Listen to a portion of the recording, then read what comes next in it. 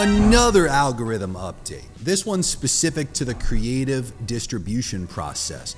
Meta recently announced, it was technically in April, on April 22nd to be specific, that they announced this. It's called Meta Andromeda.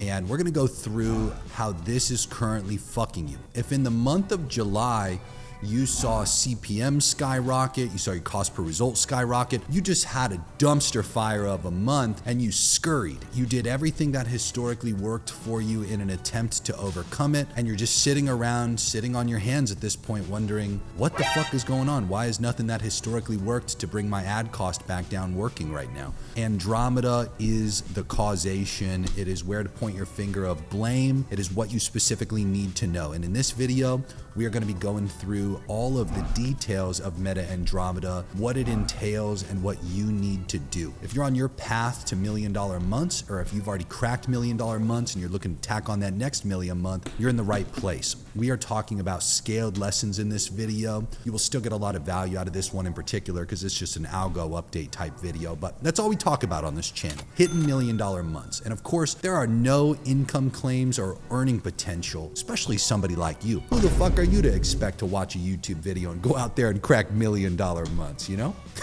Anyway, I digress. Without further ado, ladies and gentlemen, let's dive in. If you're a new person to the channel, welcome in. And of course, if you're a subscriber, absolute pleasure to have you back. Let's jump into this thing. So Meta's engineering department specifically is the preferential place to read about this specific update. For everybody who doesn't know, they technically have two front-facing places to interact with the public. They have the engineering at Meta news articles, and in addition to that, they have what they call the newsroom. The newsroom's great. The newsroom's like very plain English, simpler updates that they provide. The engineering at Meta updates that they release are far greater in their detail. So this is the place you want to be. And they talk at length about the specific Andromeda algorithm, where it fits into their creative recommendation process. So I'm going to simplify all this nerd talk in this article for you in a very simple way so you can understand how it's fucking you and why. Very simple to understand. The new paradigm requires you to understand one thing. It is ad diversification.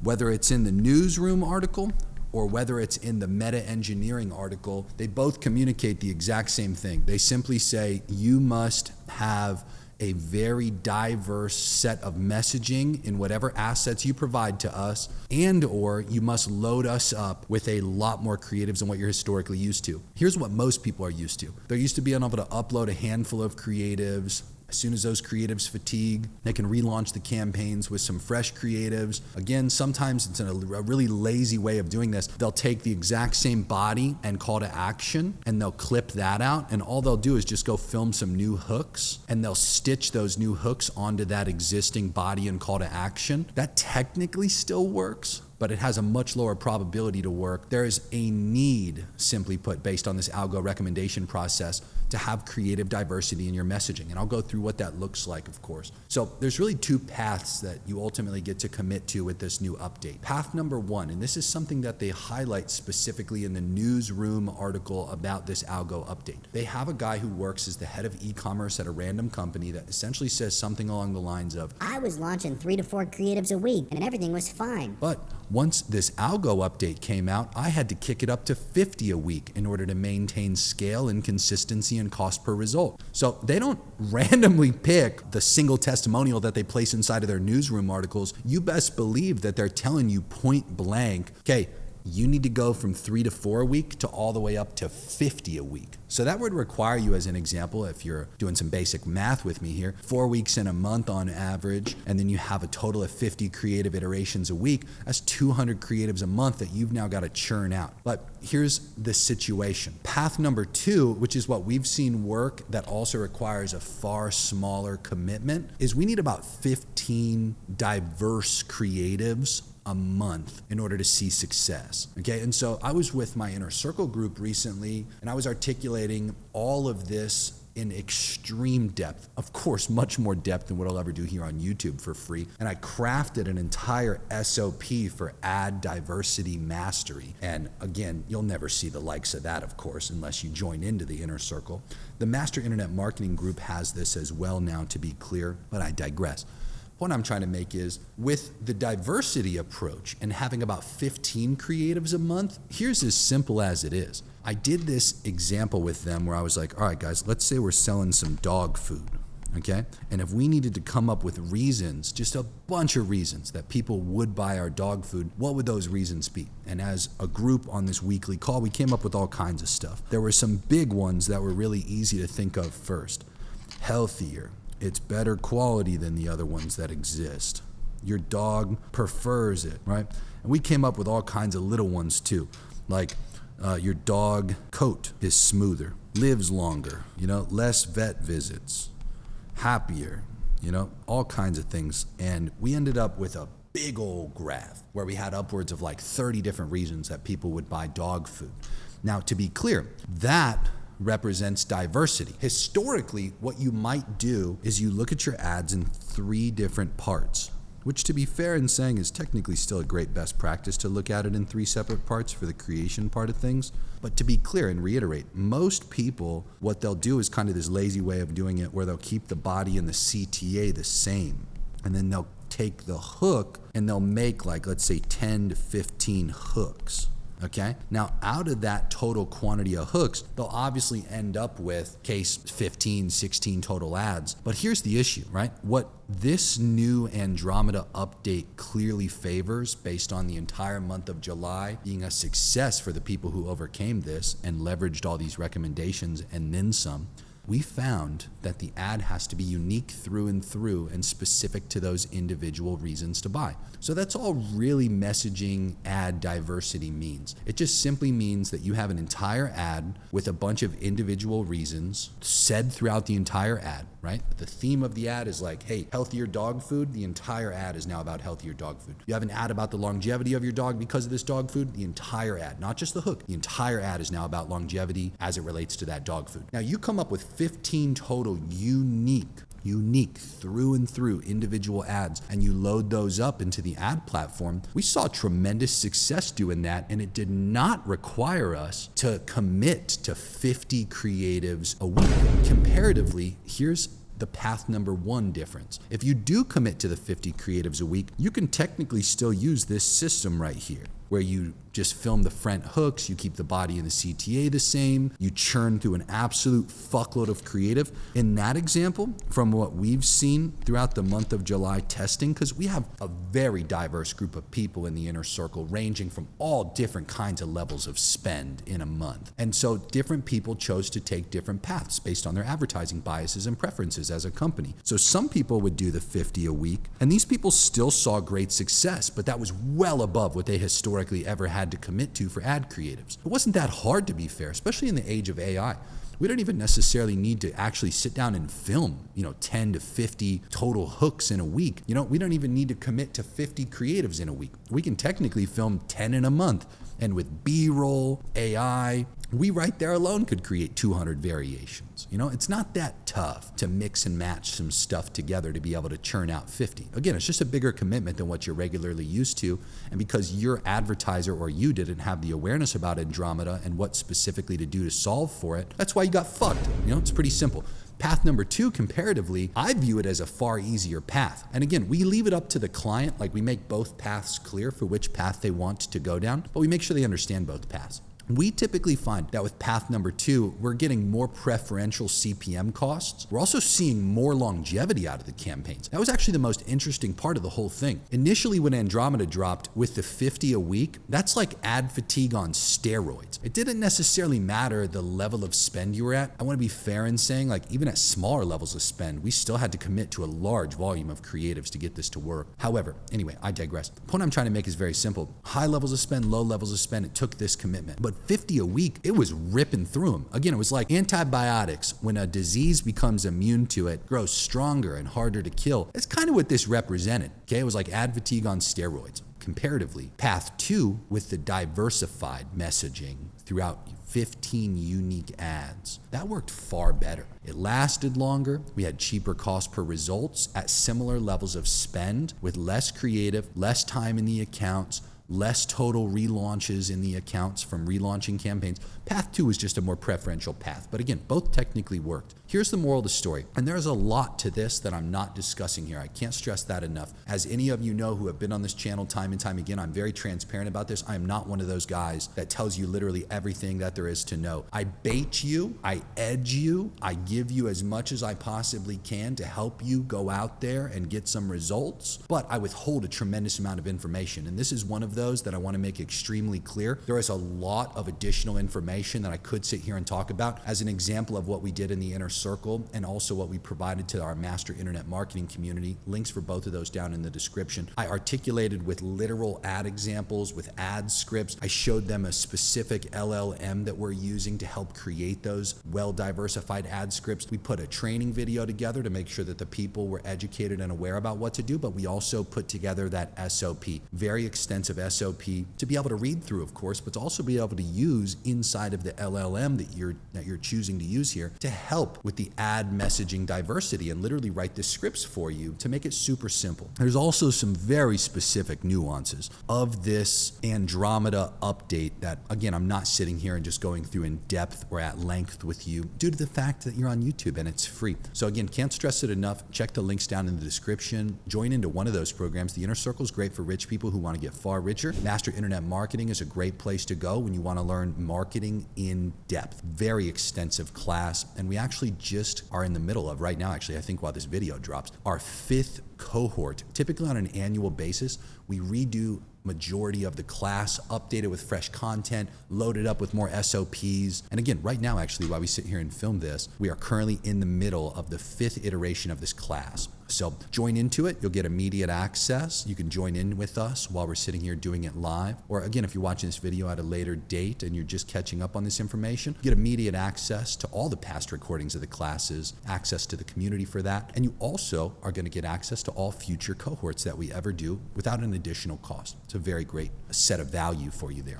But anyway, back to this. What I'm trying to make is you really have to study this. Okay, you really do.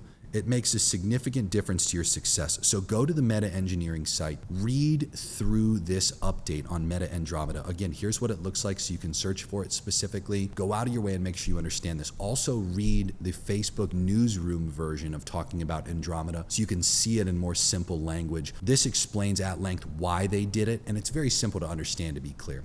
This is like the executive summary version about why they made this change to the creative algorithm recommendation process. This is the new first step in the recommendation process. Due to what generative AI has done to ad creatives, it's enabled them with those advantage enhancements on the ad level to create thousands of variations. So here's the good news for certain niches. If you're an e-com and you just use like product photos, pretty basic image ads, all of the generative AI tools with the advantage enhancements on the ad level of Meta are all at your disposal to make doing this super easy. You really shouldn't have a bad time if you're leveraging those, but here's the downside. They add super whack music to it if you use an image ad. They do weird things. I mean, listen, it's new.